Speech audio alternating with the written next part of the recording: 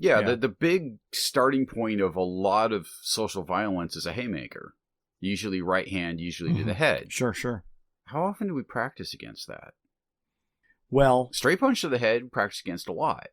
Haymaker, not as much. You talking right? about West Seattle Karate? How do we No, I'm talking about just that? karateka in general. Okay. I don't mean because we do. Yes, I know that, Yeah. but I was trying to get to karateka in general. Okay. Yes. Yeah. The answer is maybe not so much. Yeah, and so sometimes you attacked me wrong. Right?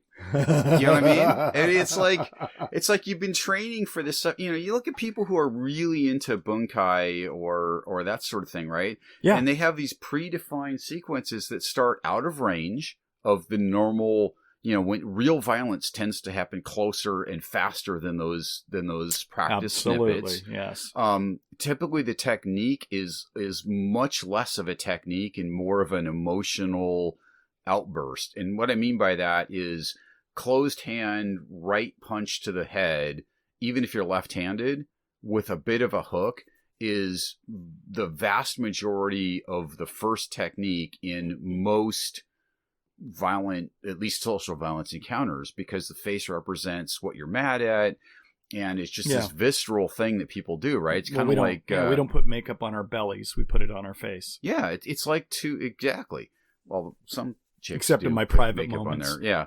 Yeah. But well, I actually know a girl who does makeup on her belly around her belly ring. But anyway. Yeah. Okay. Keep going. Anyway, sorry. That was totally an aside. Yeah. But she's an interesting person. But anyway, so you have the scenarios you've been practicing, and all of a sudden it's something different. It's similar, but it is different, and it's different enough that the angles are a little different, the speed is a little different, the ferocity is a little different, the footing is different, the clothing you're wearing is different, like, you know, gi without shoes versus street clothes with shoes.